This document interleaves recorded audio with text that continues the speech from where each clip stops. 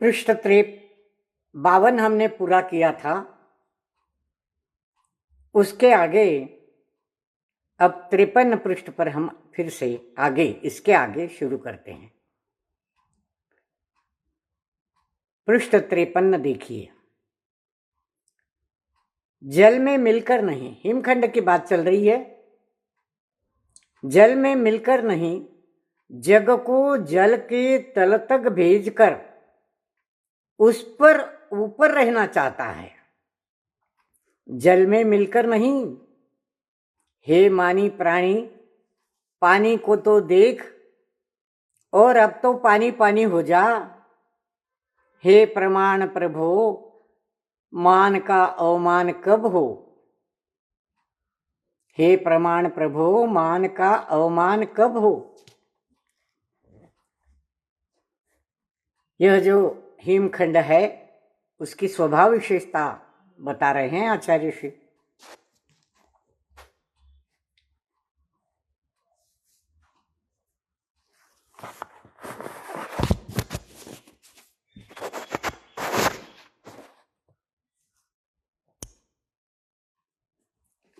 कैसा है हिमखंड? वह जल में मिलकर नहीं, जग को, संसार को जल के तल तक भेजकर उसके ऊपर रहना चाहता है। जग को, संसार को जल के तल तक भेजकर उस पर रहना चाहता है। मान कषाय है ना। जल में मिलकर नहीं, जल से ऊपर तैरकर, ऊपर रहकर, लहराव में रहकर जग को डुबोना चाहता है, खुद नहीं डूबता। हे मानी प्राणी, हिमखंड को उद्देश्य कर कहते हैं, हे मानी प्राणी, अरे पानी को तो देख। जिस पानी से तू बना हुआ है उस पानी को तो देख और अब तो पानी पानी हो जा।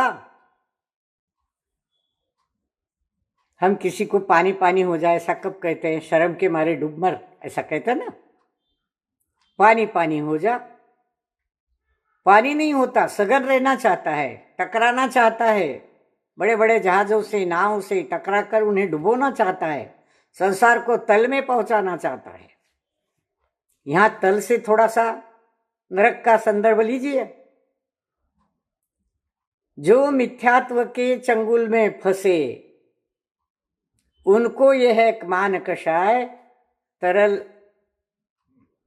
बनकर खुद तो ऊपर रहेगी और संसार को नरक तक पहुंचा देगी।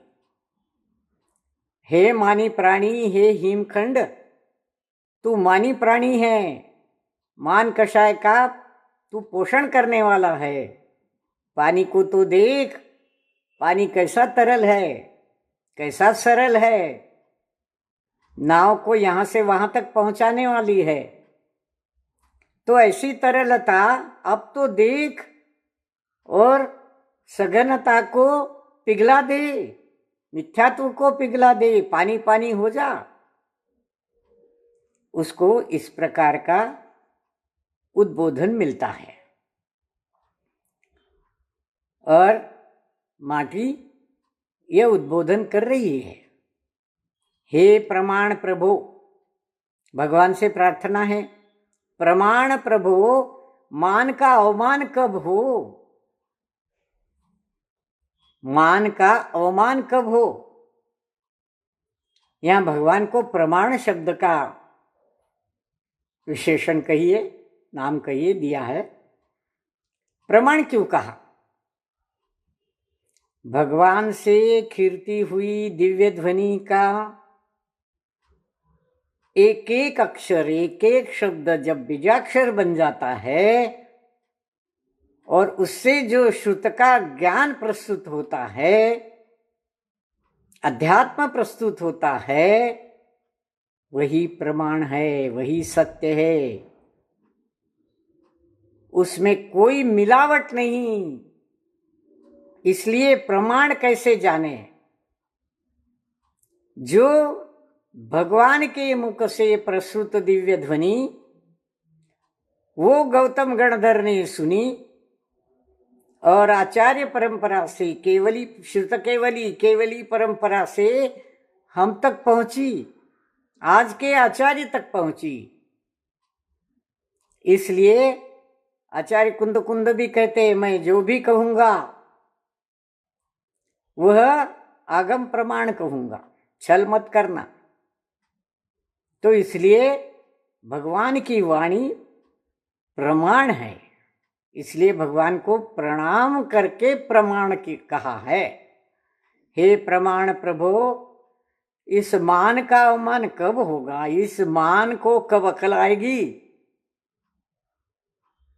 कब सुध-बुध होगी? दूसरों को डुबाने का भाव इसका कब खत्म होगा? हे भगवान, तुम प्रमाण हो, बताओ। मान का अवमान करो, कषायों को हटाओ। और माटी की देशना की धारा अभी टूटी नहीं, चल रही है। माटी अभी भी उपदेश कर रही है, क्योंकि अमिधा से हटकर व्यंजना की ओर गति है उसकी। माटी जो देशना दे रही है, उपदेश दे रही है, उस उपदेश की गति अभिधा से हटकर व्यंजना की ओर है। पहले एक बार बताया था शायद, अभिधा क्या होता है? जो जैसा है वैसा के वैसा उस शब्द से वर्णन निकलता है, अर्थ लगता है। और व्यंजना क्या है? व्यंजना एक शब्द से कई अर्थ निकलते जाते हैं, अनेकों अर्थों को अभिव्यक्त करता हुआ। एक वाक्य से, एक शब्द से अनेकों अर्थ निकलते हैं। ऐसे कई उदाहरण शब्दों के दिए जा सकते हैं। एक शब्द को लेकर उसका एक ही अर्थ नहीं होता, वाक्य में पिरोकर आगे पीछे के शब्द देखकर अर्थ लगाया जाता है और उसके कई अर्थ हो जाते हैं। अब यहां देखिए ना, पानी पानी हो जा, और पानी का मतलब पीने के पानी से है, यहाँ जल सागर के पानी से है, तरल सत्ता से है, हिमखंड के मान कषाय के अवमान करने से है, कई अर्थ निकल गए। तो व्यंजना की गति है, माटी के उपदेश की गति व्यंजना की ओर जा रही है। बीज का वपन किया है, जल का वर्षण हुआ है, बीज अंकुरित हुए हैं, और कुछ ही दिनों में फसल खड़ी हो लहलाती, बाल वाली अबलासी। पर हिम नहीं, हिमानी लहर भी कुछ पलों में उस पकी फसल को, पृष्ठ आगे का देखिए 54, जलाती है ज्वलन सी। जल जीवन देता है, हिम जीवन लेता है। स्वभाव और विभाव में यही अंतर है, यही संतों का कहना है। जग जीवन वेत्ता है। बहुत बड़ी बात निकाल ली। जल के स्वभाव में और हिमखंड के स्वभाव में बहुत अंतर है। जैसे माटी में बीज का वपन किया, बीज बोया और जल वर्षा, तो बीज अंकुरित हो गए, ये जल का स्वभाव है। और कुछ ही दिनों में फसल लहलाई। कैसी फसल? बाल वाली, अबलासी। गेहूं के खेत आपने देखे होंगे, गन्ने के खेत देखे होंगे, कैसे बाल निकल आते हैं। मकई के खेत देखे होंगे, फलों में से बाल निकल आते हैं जैसे। तो बाल वाली अबलासी, जैसे स्त्री के बाल होते हैं वैसे फसल के भी बाल होते हैं। तो बाल वाली अबलासी, यह जल का स्वभाव है कि वह बीज से, बीज अंकुर आता है और फसल खड़ी करता है। पर हिम नहीं, हिमानी लहर भी कुछ ही पलों में उस पकी फसल को क्या करता है? जला देता है, ज्वलन सी जला देता है। हिम का स्वभाव जल के स्वभाव के बिल्कुल विरोध में है। हिम क्या पड़ता है? हिम की वर्षा जब होती है तो वही फसल जो जल के सिंचन से पैदा हुई थी, वही फसल हिम के वर्षाव से जल जाती है। अंकुरित तो हो गई, पर हिम वर्षा हुई तो फसल जल गई, क्योंकि हिम का स्वभाव, हिम की लहर ऐसी है कि कुछ ही पलों में उस पकी फसल को वह जला देती है। ज्वलन सी है तो बर्फ, हाथ स्पर्श करो उसको तो ठंडा लगता है, पर उसका स्वभाव ज्वलनशील है। जल के और हिम के स्वभाव में, जो हिम जल से ही बना है, उन दोनों के स्वभाव में क्या फर्क है? दो पंक्तियों में बड़ा सार गर्भित अर्थ निकाला है आचार्य ऋषि ने। जल जीवन देता है और हिम जीवन लेता है। स्वभाव और विभाव में यही तो अंतर है। स्वभाव और विभाव दो विरुद्ध बातें हैं। जो स्वभाव में नहीं रहता वो विभाव में आ जाता है, और जो विभाव में है वो स्वभाव में नहीं जाता। हमारी भाव परिणमन भी अगर विभाव में है तो स्वभाव से दूर है, स्वभाव से अलग हो गए, और अगर हम स्वभाव में हैं तो कोई विभाव नहीं, किसी भी प्रकार का विकार नहीं, विकल्प नहीं, निर्विकल्प होकर हम स्वभाव में रत हो जाते हैं, रमण करते हैं। संतों ने भी तो यही कहा है। तो जल के स्वभाव में और हिम के स्वभाव का अंतर दिखाते हुए आचार्य ऋषि ने एक अध्यात्म की गहन एक रहस्य बता दिया है। जल जग जीवन वेत्ता है। जल जो है वह जीवन वेत्ता है, तो जग भी जीवन वेत्ता है।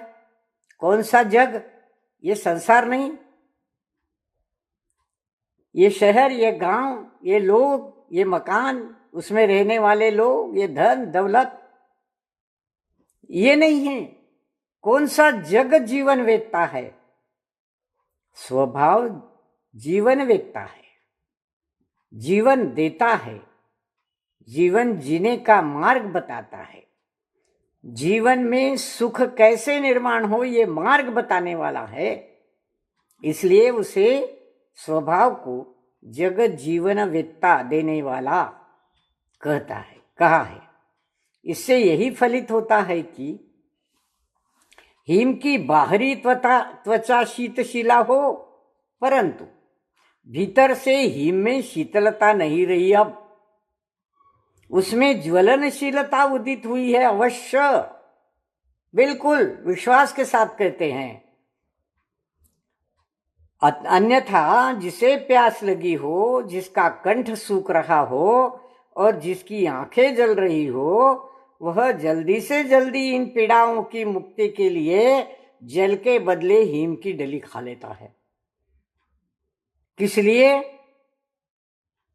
सूखे कंठ को ठंडा करने के लिए, जलते हुए कंठ को सूखा कंठ, जलता हुआ कंठ शीत करने के लिए हिम की डली खा लेना। हम शरबत पीते हैं, शराब पीने वाले शराब पीते हैं, उसमें हिम की डली डालते हैं। ठंडा पानी चाहिए तो हम सादे पानी में हिम की डली डालकर पीते हैं, पर उससे होता क्या है?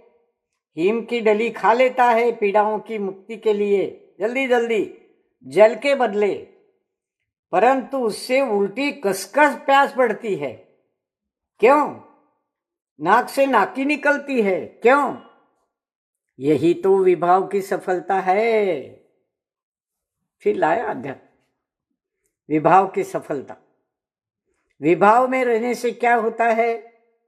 हिम की डली खाने से ऐसा लगता है कि ठंडा लगेगा, पर ठंडा लगता नहीं है, उल्टी ज्वलनशीलता बढ़ती है, उष्णता बढ़ती है, कसकर प्यास बढ़ती है, और क्या होता है, हमारे दूसरे अवयव भी गलने लग जाते हैं। नाक से नाकी बहने लग जाती है, सर्दी लग जाती है। क्यों?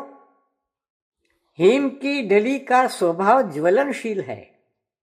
जिस प्रकार विभाव का स्वभाव भी ज्वलनशील है, आदमी को जलाता रहता है, सुख शांति नहीं होने देता। इतना मिला और चाहिए, इतना मिला और चाहिए, ऐसी जो आकुलता है वह विभाव में है। और ये आकुलता ही मनुष्य को ज्वलनशीलता मनुष्य के मन में पैदा करती है, जलाती है, रात दिन जलाती है। और धंधा कैसा बढ़े, और पैसा कैसा मिले, और मकान कैसा बड़ा हो, और कितना सोना, और चाहिए और चाहिए और चाहिए। ये विभाव सफल करती है। विभाव को ये ज्वलनशीलता सफल करती है, क्योंकि स्वभाव से दूर ले जाती है। और जहां सुख नहीं है, आकुलता है, दर्द है, दुख है, उसमें डुबो देती है। तो विभाव में रहना विफलता है, सफलता नहीं है। तो सुख कहां? आचार्य कहते हैं सुख यहां। सुख हमारे स्वभाव में है, स्वभाव की रमणता में है, स्वभाव के स्वरूप को जानने में है, हमारे अंतरात्मा में है, हमारे ध्रुव में, शुद्धात्मा में अनंत गुणों का भंडार है। उन गुणों के परिचय में, उनके परिणमन में सुख है। जहां विभावों से हटकर स्वभाव में आना ही सुख का मार्ग है, और यही मोक्ष का मार्ग है। और इसमें विभाव सफल नहीं होता। विभाव सफल कब होता है? जब तुम आकुलता में रमते हो, मान कषाय में रमते हो, क्रोध मान माया लोभ सारे कषाय, कर्म नो कर्म सब में रमते हो, तब विभाव सफल हो जाता है, खुश हो जाता है, हिमखंड के जैसा जग को डुबो देता है तल तक। तो विभाव हमको तल तक डुबोने वाला हिमखंड के समान है। और स्वभाव भाव की विकलता देखो, स्वभाव का भाव विभाव में विकलता का अनुभव करता है। अगर हमारा भाव विभाव में है, विकल्प में है, तो आकुलता निर्माण होती है, विकलता निर्माण होती है। और हमारा भाव जो है स्वभाव से छूटकर विभाव में अटक जाता है। यह स्वभाव की विकलता है, आकुलता है। तो क्या करना चाहिए? आचार्य के अनुसार विभाव को सफल मत होने दो, स्वभाव में रहो तो सफल होगी। सुख का खजाना वहां है, छिपा हुआ है, उसको ढूंढो।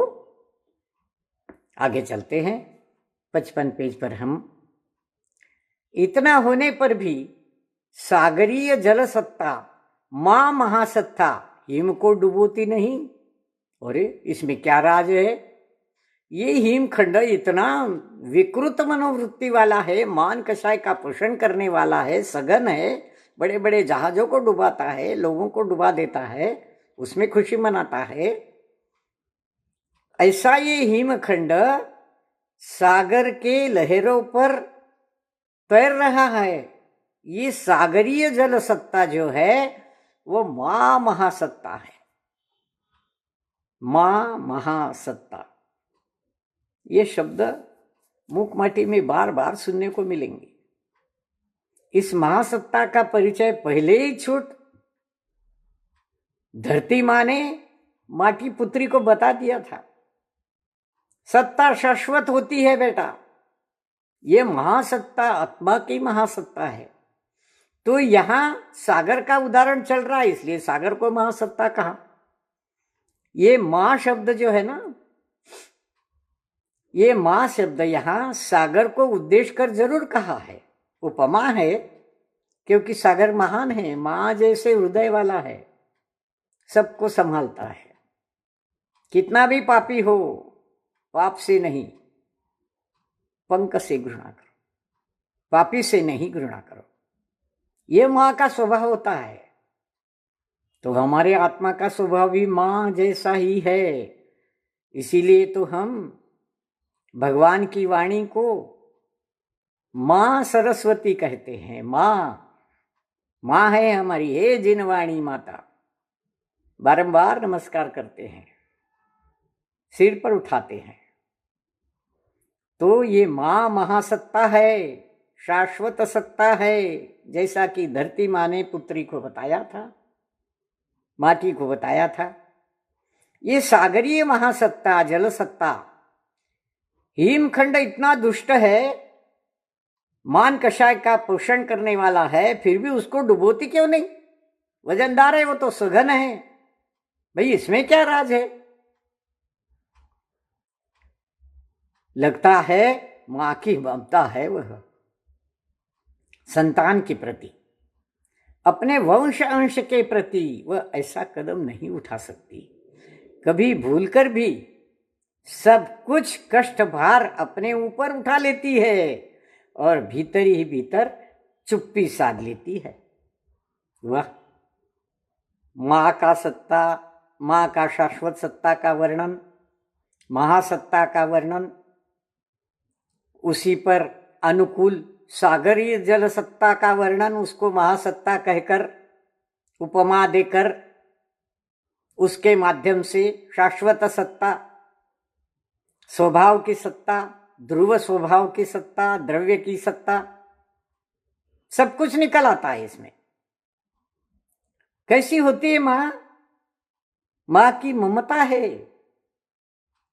जिसको जन्म दिया, जल से बना हिमखंड, जल ने ही उसको जन्म दिया है, फिर भी वह अपने संतान के प्रति कभी ऐसा कदम नहीं उठाती कि उसको डुबो दे।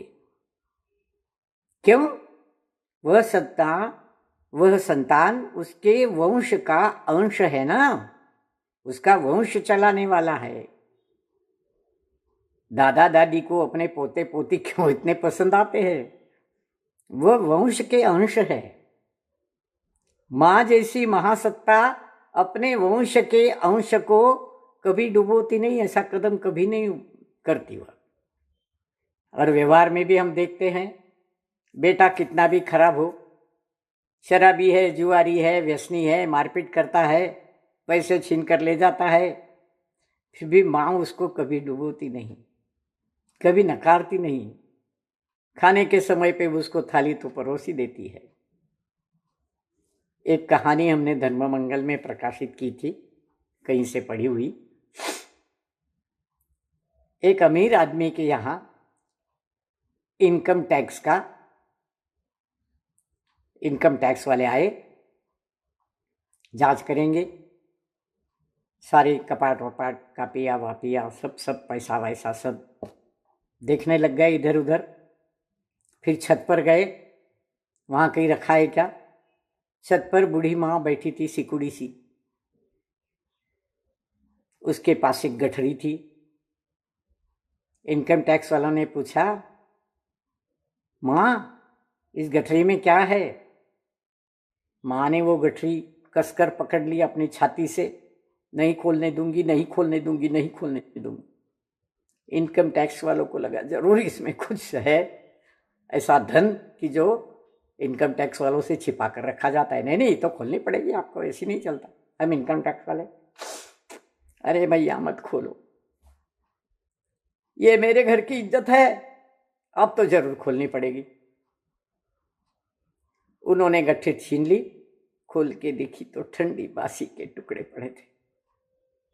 भव्य मां को ठंडी बासी के टुकड़े देती थी, उससे चबाया नहीं जाता था। रोना आ गया मेरे को तो वो कहानी पढ़कर। उसने कहा, ये मेरे घर की इज्जत है, मैं इसको खोलना नहीं चाहती। अपने वंश अंश के प्रति वह ऐसा कदम कभी नहीं उठाती। कभी भूलकर भी सब कष्टभार अपने ऊपर ले लेती है, और भीतर ही भीतर चुप्पी साध लेती है, बोलती नहीं, किसी को कुछ बताती नहीं कि ऐसा दुख है। ये हमारी महासत्ता आत्मा माँ, हमारा अध्यात्म, हमारी जिनवाणी माँ इसी प्रकार की है, इसी स्वभाव की है। इसमें से बहुत कुछ निकल आता है। ये हमारे घर की इज्जत है, हमारे धर्म की इज्जत है, हमारे संस्कृति की इज्जत है, ये हमारे जैनत्व की पहचान है। माना, अब ये तो माटी की उपदेश की बात हो गई, आगे चलते हैं। अब कंकर भी कुछ कहते हैं। माना, समझ लिया, सब जो तुमने कहा समझ लिया। पृथकवाद का आविर्भाव होना मान का ही फलदान है, और साथ ही साथ यह बात भी नकारी नहीं जा सकती कि मान का अत्यंत बौना होना मान का अवसान सा लगता है, किंतु भावी बहुमान हेतु वह मान का बोना यानी बवन भी हो सकता है। ये कंकरों के विचार है। माटी ने जो देशना दी उस पर कंकों ने अपना मत, अपना अभिव्यक्ति यहां बताई है कि मान, तुम्हारा कहना मान लिया हमने। पृथकवाद का आविर्भाव होना मान का ही फलदान है। बात असल में चल रही थी वर्ण की। शूद्र लोगों को हम कैसा व्यवहार करते हैं, समाज में उनको कैसा अलगाव सहना पड़ता है, कंकुरों के जैसा उनको अलग अलग करके रखा जाता है, उनको हल्के काम दिए जाते हैं, तुच्छ समझाता है, रोटी बोटी व्यवहार नहीं कोई उनसे करता, तो वह पृथक पृथक हो जाते हैं। ये पृथक, वो, ये ब्राह्मण, ये क्षत्रिय, ये शूद्र, ये वाणिज्य, इस प्रकार। तो इसमें क्या हो गया, पृथकता आ गई सारी, चार इसमें बढ़ गया वर्ण सारा। समाज की बात चल रही थी, उसमें से इतना निकला। तो पृथकवाद का यह आविर्भाव होता है, मान लिया हमने कि पृथकवाद का आविर्भाव होना मान का ही फलदान है। मान के कारण ये होता है, अपने को श्रेष्ठ समझना, दूसरे को लघु समझना, क्षुद्र समझना, तुच्छ समझना, हल्का समझना, और स्वयं को श्रेष्ठ समझना। हम ब्राह्मण हैं, हम क्षत्रिय है, हम वैश्य है, हम धनवान हैं, ये गरीब है, ये भिखारी है। तो ये पृथकवाद किसने निर्माण किया? मान ने निर्माण किया, मान कषाय ने निर्माण किया। जिनके मन में मान है वो अपने को दूसरे से ऊंचा दिखाना चाहता है, ऊंचा बताना चाहता है। ब्राह्मण सर्वश्रेष्ठ समझते थे अपने को एक काल में। महावीर भगवान को कहना पड़ा, कमुणा खत्यो होई, कमुणा होई ब्राह्मण। कौन ब्राह्मण, कौन क्षत्रिय, कौन वैश्य, कौन शूद्र? अरे जन्म से नहीं, कर्म से महान बनो। ऐसे कर्म जो उपादान से प्रस्फुटित होते हैं, ऐसे कर्म, ऐसा भाव रमण। तो मान कषाय करोगे तो पृथकवाद का आविर्भाव होना ये मान का ही फल है, उसका फलदान है। उसी के फल से मान कषाय का पोषण होता है। बात ये नकारी भी नहीं जा सकती। मान का अत्यंत बौना होना मान का अवसान लगता है। मान का अत्यंत बौना होना, छोटा होना, लघु होना, मान का अवसान लगता है कि मान छोटा हो गया, मान नहीं है ज्यादा। आप किसी बड़ी सभा में जाइए, ही करके हाथ जोड़ते हैं, ऐसा दिखाते हैं कि बड़े विनम्र है, नमस्कार करते हैं, झुकते हैं। पर इसमें भी एक प्रकार से उनको हम कितने विनम्र है दिखाने का मान भाव होता है, मान कषाय होती है। तो मान का छोटा होना, बौना होना भी मान का अवसान हुआ ऐसा लगता है, पर होता नहीं है। ये भावी बहुमान हेतु, आगे का पृष्ठ देखिए, वह मान का बौना यानी बवन भी हो सकता है। मान का बोना क्या हो सकता है? बवन भी हो सकता है। बोना होना, मान कषाय को बुआई होती है उसकी, जैसे बीज माटी में हम बुआई करते हैं, बोते हैं।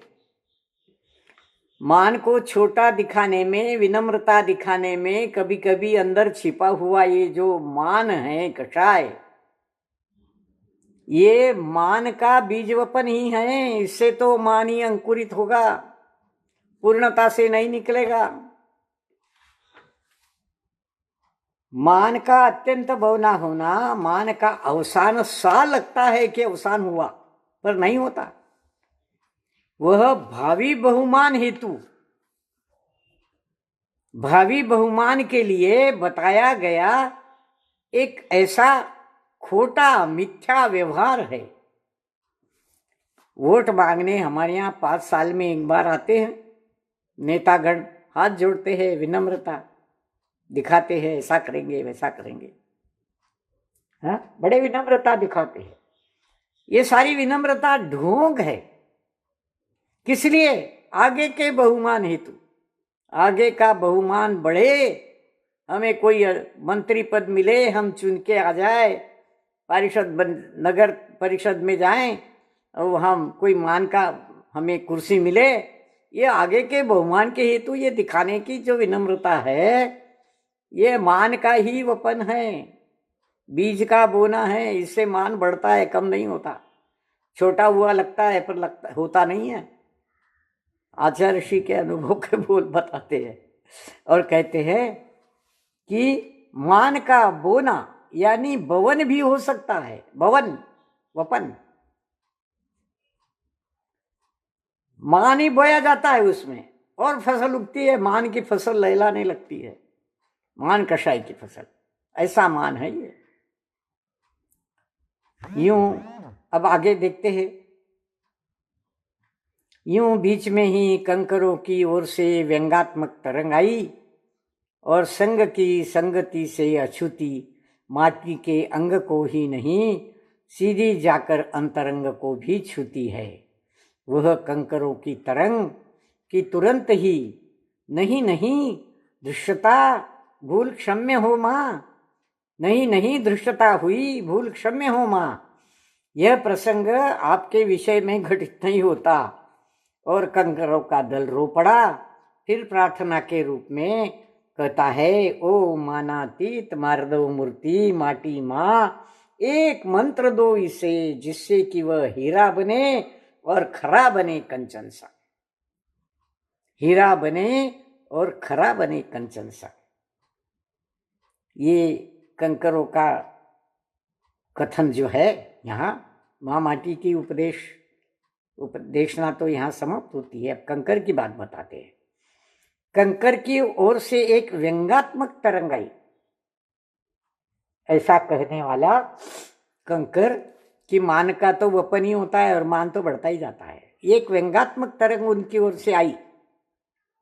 संग की संगति से अछूती माटी के अंग को ही नहीं, सीधी जाकर अंतरंग को भी छूती है। माटी के अंग को ही नहीं, सीधी अंतरंग को जाकर छू गई उनकी ये व्यंगात्मक वाणी, कंकरों की वह तरंग चुभ गई जैसी बात माटी के अंतरंग को। क्या है, जब कोई बात चुभ जाती है तो चेहरे पर दिखाई देते हैं भाव। और वह कंकरों की तरंग कि तुरंत ही कंकरों को आभास हो गया, नहीं नहीं नहीं मां, दुष्टता क्षम्य हो, भूल क्षम्य हो मां, यह मैंने आपके लिए नहीं कहा, हमने ये आपके लिए नहीं कहा, किसी और की बात चल रही है, यह आपके विषय में घटित नहीं होता, आप बुरा मत मानिए, क्षमा करें। और कंकरों का दल रो पड़ा, अरे मेरे इस व्यंगात्मक तरंग से माँ माटी को दुख हुआ, माँ माटी को दुख हुआ। ओहो, रुना गया कंकरों को। फिर प्रार्थना के रूप में कंकर कहते हैं माटी को, ओ मानातीत मार्दव मूर्ति माटी माँ। मानातीत, मान से अतीत, जिसमें जरा भी मान नहीं है, कषाय नहीं है, मान कषाय नहीं है, गर्व नहीं है, ऐसी मानातीत माँ मार्दव मूर्ति हो तुम। मिट्टी मार्दव होती है, नर्म होती है। ओ मानातीत मार्दव मूर्ति माटी माँ, एक मंत्र दो इसे, इस कंकर को, इन कंकरों को एक मंत्र दो, जिससे कि यह हीरा बने और खरा बने कंचन सा। ऐसा कोई मंत्र सिखाओ, ऐसा कोई ज्ञान दो कि जिससे ये कंकर भी हीरा बने, कंचन सा खरा बने। आपको पता है, हीरा एक विशेष पत्थर से बनता है। हीरे का एक विशेष पत्थर होता है और उसको घिस घिस के, तराश तराश के हीरा बनाया जाता है और फिर गहनों में जड़ा जाता है उसको। बड़ा कीमती होता है वो। तो मार्दवता माटी में नम्रता की मूर्ति है, वह मानातीत है, तो उनसे ही मंत्र मांगना चाहता है ये कंकर, और कहता है एक मंत्र दो जिससे कि यह कंकर जो है ना वो हीरा बन जाए। हीरे कंकरों से बनते हैं, विशेष प्रकार के कंकरों से बनते हैं, चमकते रहते हैं वो कंकर। तो ऐसा हीरा बना दो, ऐसा मंत्र दो कि हीरा बने और खरा बने कंचन सा, सोने जैसा खरा बने, सोलाता वाला सोना, निर्दोष, कोई दोष नहीं उसमें, कोई मल नहीं उसमें, निर्मल, निर्मल, मल का अभाव, ऐसा मैं बन जाऊं, ऐसा कोई मंत्र दो मुझे। और एक 4 लाइनें पढ़कर इसको हम देखते हैं, क्योंकि यहां आगे बहुत सुंदर उसका विश्लेषण कर रहे हैं आचार्य श्री। कंकरों की प्रार्थना सुनकर माटी की मुस्कान मुखरित हुई, हंसी आई उसको। पहले तो बुरा लगा था, अब वो आ गए ना लाइन पर, सीधे हाथ जोड़ने लग गए, भूल क्षम्य हो कहने लग गए और मंत्र मांगने लग गए, हीरा बनने की चाह करने लग गए। क्या कह रहे? माटी की मुस्कान मुखरित हुई। माटी उन कंकरों को कहती है, संयम की राह चलो, राह बनना ही तो हीरा बनना है। स्वयं राही शब्द ही विलोम रूप से कर रहा है, राही हीरा। और इतना कठोर बनना होगा, तन और मन को तप की आग में तपा तपा कर, जला जला कर राख करना होगा। यत्ना घोर करनी होगी, तब कहीं चेतनात्मा खरा उतरेगा। खरा शब्द भी स्वयं विलोम रूप से कह रहा है, राख बने बिना खरा दर्शन कहाँ। राख खरा। आशीष के हाथ उठाती माटी की मुद्रा, उदार समुद्रा। इन छंदों में क्या नहीं भरा, क्या नहीं भरा, अतुलनीय है सारा, हमारी कल्पना से बाहर का है ये सारा। यहां तो आचार्य श्री के शब्द उनकी आंखों के सामने नृत्य करते हुए नजर आते हैं मुझे तो। कितने समान शब्द, कितने अनेक अर्थों को व्यक्त करने वाले शब्द, विलोम रूप से भी लो तो भी कितने अर्थ निकल आते उसमें। कंकरों की प्रार्थना सुनकर माटी को भी एहसास हो गया, संयम की राह चलो। जैसे आचार्य साधक को उपदेश देते हैं, संयम की राह चलो, राह बनना ही तो हीरा बनना है, राही बनना ही तो हीरा बनना है। मोक्ष मार्ग का पथिक बनना, राही बनना ही तो हीरा बनना है। राही शब्द स्वयं ही कह रहा है विलोम रूप से, उल्टा करो उसको, ही रा। जो संयम की राह पर चल पड़ा वो हीरा बन गया, चमक उठा। क्योंकि तपा तपा कर, घिस घिस कर, जला जला कर तन को मन को राख कर देता है। सारे कर्मों को जब जला दिया जाता है, स्वाहा कर दिया जाता है, जैसे अग्नि कुंड में कोई आहुति दी जाती है, वैसे इस कर्मों की पुद्गल कार्मण वर्गणाओं की आहुति दी जाती है तो उसकी राख बन जाती है। उसके लिए कठोर परिश्रम की आवश्यकता है, उसके लिए पुरुषार्थ की आवश्यकता है, यत्ना घोर करनी पड़ती है, तब कहीं यह चेतन आत्मा खरा उतरता है। बात तो आत्मा की है।